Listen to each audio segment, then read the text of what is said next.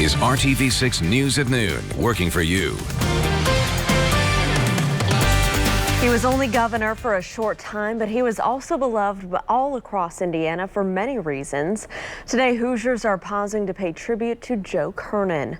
Good afternoon, I'm Lauren Casey. Joe Kernan lost his long battle with Alzheimer's disease today.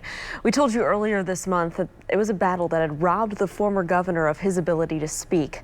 But neither his illness nor anything else could take away what Kernan gave to the state, to his beloved hometown of South Bend, and to his country. Our Ray Steele takes a look at his life.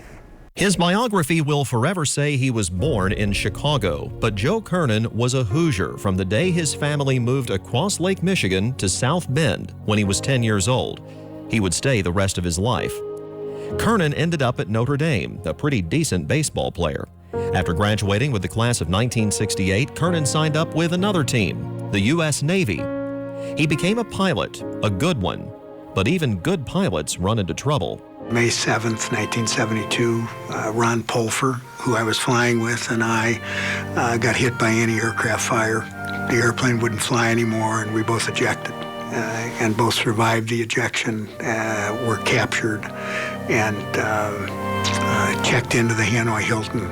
He would spend 11 months as a prisoner of war in Vietnam, but he said he found hope when he heard another prisoner whom he didn't know whistling the Notre Dame fight song. After he came home, Kernan went to work in business, and then another type of service would come calling. He'd spend time as South Bend City Comptroller. Then in 1987, he ran for mayor and won the first of 3 terms. The last term, he'd win with a record 82% of the vote. Being mayor was the best job I've ever had. It was not me, it was we. And I was blessed with some really, really good people. Southern Indiana native Frank O'Bannon was looking for some northern balance to the Democratic Party ticket in the 1996 race for governor. So O'Bannon chose Joe Kernan. They won, and they'd win re-election 4 years later. But Joe Kernan would become governor much sooner than he could have imagined when Frank O'Bannon died suddenly of a stroke in 2003. When you're one of 9 children, you learn not to waste a thing. Kernan would run to continue O'Bannon's legacy, but Mitch Daniels and the beginning of the Republican takeover of Indiana would say otherwise, and Joe Kernan went home to South Bend. He wasn't done helping his hometown, though. Kernan kept the city's minor league baseball team from skipping town. A few years later, he'd give a hand to another military veteran candidate for South Bend mayor, one who'd become a little more famous nationally down the road. Even as Alzheimer's began to take his precious memories, 5 years ago, he told our Rafael Sanchez he did hope to see one thing happen in his state: a woman as governor. When he named Kathy Davis as his lieutenant governor in 2003, she was the first woman ever to hold the position. With the exception of Eric Holcomb's short tenure as Mike Pence's lieutenant governor, a woman has held that job ever since. You see other countries that, are not... Germany. I would look up, yeah, exactly, that they seem to have done well with women at the helm, and so I don't see why not. He may not have lived to see a woman run his state, but before his death at the age of 74, Joe Kernan did live to see a lot of history and make a lot of history himself. As the current governor said, Joe Kernan modeled all the best of what it means to be a Hoosier. Ray Steele, RTV6. Ray, thank you. And we know many people are pausing to honor Governor Kernan today. Here is more of the statement issued by now Governor Holcomb. He says, quote, "Distinguished isn't a strong enough word to describe him. Without regard for personal cost, Joe Kernan devoted every ounce of his life, time and again, to upholding the oath he took and serving the country and state he loved," end quote. And the man whom Kernan endorsed as South Bend's mayor back in 2011 and former presidential candidate Pete Buttigieg also paid tribute today. Buttigieg says, quote, "His friends will always remember his exuberant joy, his compassion for the vulnerable, his ready smile, and his inimitable laugh." Flags at the State House and other buildings all across Indiana are already flying at half-staff in honor of Joe Kernan. Governor Holcomb has ordered them to remain at half-staff through August 5th. Kernan's family says there will be no public memorial service due to the coronavirus pandemic. We do have much more on Governor Kernan's life and his legacy right now on our website. Just go to the IndyChannel.com. We do want to change gears right now and talk about our forecast midweek. Todd, we are at Wednesday. We had a beautiful Tuesday here across central Indiana. As folks are trying to get out for their lunch hour, what can they expect at this hour? You know, you need to take advantage of today, Lauren. Not that the next couple of days are going to be washouts, but rain chances do return to the forecast today. No threat of any rainfall. It's absolutely beautiful out there. The temperatures are climbing into the 80s already in many locations. A little cooler in Bedford, 77s, 83 in Bloomington, as well as Indianapolis, 84 in Lafayette. 82 is the current temperature in Peru. The humidity today, not that high, so it's very comfortable despite our temperatures today, probably getting a little bit warmer than where they were yesterday. Just a few fair weather clouds out there as you look from downtown to the north on the Weather Now camera network. And as we go throughout the afternoon hours, we may build in a couple of those nice puffy cumulus clouds, but that should be just about it. But eventually some of the showers and storms you see off to our south and west will start to arrive maybe as early as daybreak tomorrow in some locations. We'll talk more about that coming up in Maine weather in just a few minutes. But for today, about 87 to 90 degrees across the area with mostly sunny skies. We'll cool into the 70s as the sun sets. We'll talk more about those showers coming up for you, Lauren, in just a few minutes. All right, Todd, thank you so much. Want to get to some breaking news now when it comes to the start of the school year. Students in Indianapolis public schools will likely begin the next year later this month learning exclusively from the home. Today, the Office of Superintendent Alicia Johnson said that she would recommend to the IPS board that the school year begin with virtual learning only once classes start on August 17th. The recent increase in COVID-19 cases across Marion County is prompting many schools to make last-minute changes to the beginning of the school year. If IPS board approves the plan at its meeting tomorrow, students would not return to in-person learning until at least October. We have more on this developing story that's impacting families right now at the IndyChannel.com. We do have some good news to share, though, on the pandemic front here across the state. The State Department of Health says the number of new COVID-19 cases was down today. 630 new cases were reported, along with 8 new deaths. The number of COVID-19 patients in the state's hospital is down slightly, but the number of intensive care patients is up. ICU bed capacity is down to 43.1%. Only on RTV6, there continues to be major concern for the wait times when it comes to COVID-19 testing. Now one of the nation's top experts on the coronavirus is talking about it. Dr. Deborah Birx talked with our own Rafael Sanchez at length about the impact of the pandemic. She's one of the top doctors on the White House Coronavirus Task Force. With schools planning to reopen, there's a question as to whether schools will have access to reliable and quick testing results. Doctor, testing is taking too long. And I say that because in Indiana, for some labs, it's taking 5 to 6 days to get results. Isn't that counterproductive to this very message that you're trying to get people to identify them, to self-quarantine? 5 to 6 days is a lot of time. Well, it's too long for the person because obviously they were worried. That's why they came forward to get a test. And so they're going to worry for 5 days. And I don't want anyone to have to worry for 5 days. Secondly, it doesn't work for public health. In other words, if you went for a test, you came forward because you thought you were exposed. Maybe you don't have symptoms. You came forward, you agreed to get a test. And now you're still doing everything you used to do, and you could have been positive, and you would have stopped those things if you thought you were positive. So while we have these delays, we should be telling everyone, if you're concerned enough to go and get a test, please protect others around you for those however long it takes till you get that result back. And while we work to really decrease those turnaround times, work with us to protect others while you're in that unknown period until we can get those testing times down. Well, Dr. Birx there says that the task force is looking at deploying tests which can provide results within 24 to 48 hours. You can see more of Rafael's exclusive interview with Dr. Birx right now at the IndyChannel.com and also on the RTV6 News app. Well, there are new rules on when Metro Police can use deadly force. Next, we'll take a closer look at those new rules that were fast-tracked after a police shooting and weeks of protests. We'll be right back.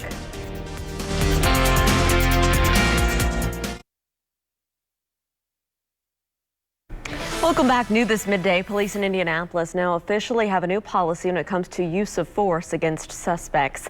IMPD is formally adopting a new policy more than a month after a draft of new rules were released by the police chief and the mayor's office. The police department began working on the new policy back when protests against police brutality were happening almost daily. Those protests stemmed largely from police shooting death in May of Drejon Reed on the city's northwest side. Here's some of the highlights of this new policy. There's now a ban on the use of chokeholds or any similar neck restraints. That change had already been announced by the police chief, Randall Taylor. The new rules create a clear standard for the use of deadly force. IMPD is now using a standard previously created by the state of California. The new policy more clearly defines techniques of de-escalation that officers must use before the use of force can be considered. There's also now a ban on officers firing their gun into or from a moving vehicle. It's long overdue. It, I think, is more appropriate and addresses some of the community's concerns about the appropriate use of force for our law enforcement professionals. And I'm glad to see that it's been formally adopted. I think it is timely. I am glad to know that voices from our community that have been concerned and been raised have been heeded, and that we're making progress towards responding to those things. Well, you can read the entire new use of force policy for Metro Police right now. Just go to theindychannel.com or the RTV6 app. Well, as of now, Indiana is not expanding mail-in voting this November despite the pandemic. Next, we'll take a closer look at a state that does nothing but voting by mail and says it has no problems doing so. And let's take a live look outside right now from our Weather Now camera here, a view of the city skyline. Blue, clear skies overhead. We'll get a look at our forecast for today and the rest of the week with Todd Clausen when we come back right here on the News at Noon. Stay with us.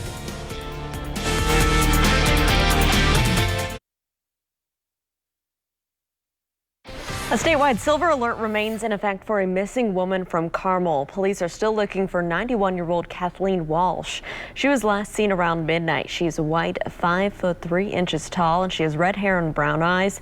She was last seen wearing a dark purple robe and black slippers. Police believe that Kathleen may be in danger and she may require medical attention. If you have any information on where she may be, you're asked to call the Carmel Police Department at 317-571-2500.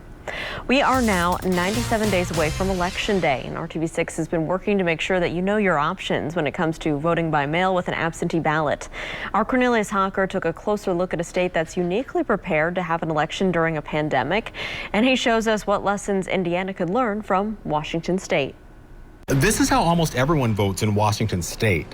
We've been a vote-by-mail state officially since 2011. That's Washington's Secretary of State, Kim Wyman. We really started moving in that direction in 2005 when the legislature allowed any county to become a vote-by-mail county. Secretary Wyman tells me it's convenient for everyone. Vote-by-mail or, permanent absentee balloting for that matter works very well for both rural and urban voters. When the coronavirus pandemic hit, Washington was one of 5 states that wasn't scrambling to figure out how to keep primary election voters safe because most voters already vote by mail. Other states, including Indiana, took notice.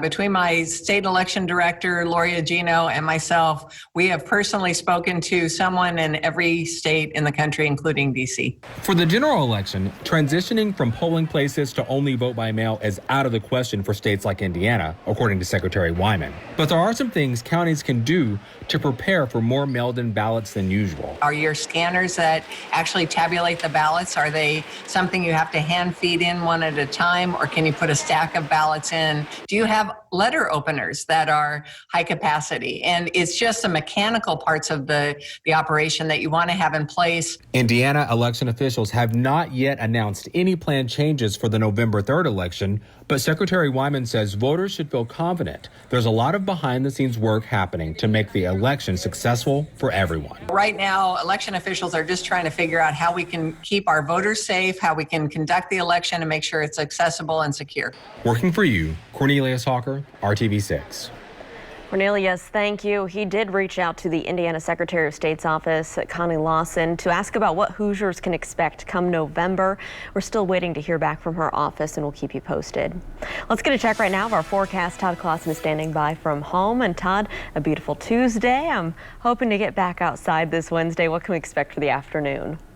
Yeah, I would encourage you to get outside here, Lauren, and do something outdoors. I know I need to cut my grass. It's been growing with some of that rain that we've seen because more rain is on the way in the coming days. So today's completely dry. That is the good news, but rain chances will be moderate Thursday, Friday, Saturday, and even if you wanted to extend that graph out into Sunday, Monday, and Tuesday, as you'll see in our 7-day planning forecast, there will be some rain chances present. Not all day rains, but nonetheless, you'll have to dodge some showers and storms at times today. Beautiful view from downtown to the north. Just a few fair weather clouds out there, and that is just about it. Temperatures currently sitting in the low 80s now in all locations.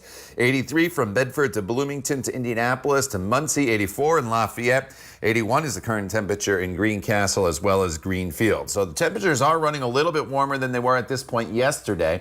However, the humidity is still fairly low right now, but it's slowly going to start to creep up just a little bit as we head into the overnight hours, and that's partly because we're going to be bringing some rain into the area by daybreak tomorrow. So enjoy not only the sunshine, the comfortable temperatures, but the low humidity today. Highs very seasonable in northern locations, 85 in Marion as well as Tipton, 87 in Crawfordsville. It's close to 90 in some southern locales, Bloomington as well as Seymour, but still very comfortable. Then in and around the metro area, temperatures will top off today in the mid to upper 80s. As far as any rain goes, there are a few showers earlier this morning across northern Indiana. They have now moved out, but as we expand out even further, you can see that there are some showers and storms here down across parts of Omaha and Kansas City, and then there's also a few spotty showers across parts of Kentucky, kind of blossoming in that warmer air mass that is just down to our south.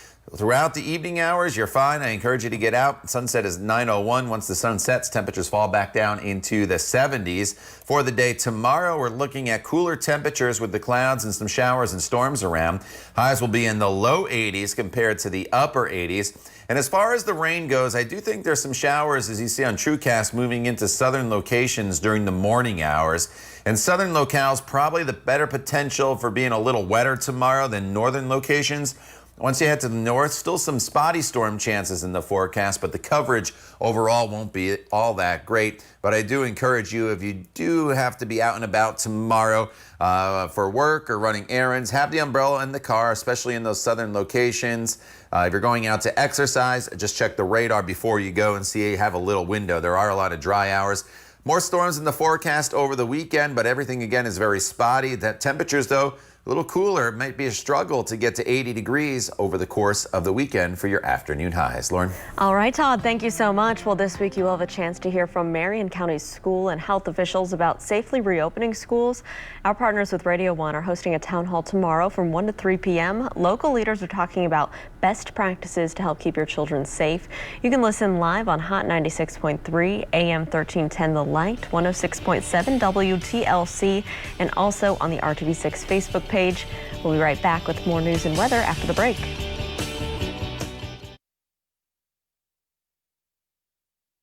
Welcome back. So we know the market for jobs is tight right now, especially with thousands of Hoosiers looking for work. RTV6 and the Indiana Black Expo want you to join us for our Hiring Hoosiers Employment Opportunity Fair. Our virtual interview space will let you connect directly with recruiters right from your home office, even your phone. It's happening tomorrow from noon to 4 p.m. You can visit indianablackexpo.com to get connected. Time for one final check of that forecast. Todd? All right, Lauren, great afternoon and progress across the area. Enjoy 88 degrees with lots of sunshine. Storms return tomorrow as early as the morning hours to the south. They're spottier to the north during the day tomorrow, but definitely a day. Have that Storm Shield app handy. Not so much for warnings, but to use the interactive radar to track some of this rain through central Indiana. And then daily chance of rain through the weekend with cooler temperatures, highs in the low 80s. No day, though, will be a complete washout. That's the good news going forward. Lauren? All right, Todd, thanks so much, and thank you for joining us and making RTV6 your choice for news. Come back and join us tonight for the news at 5. Have a great Wednesday afternoon.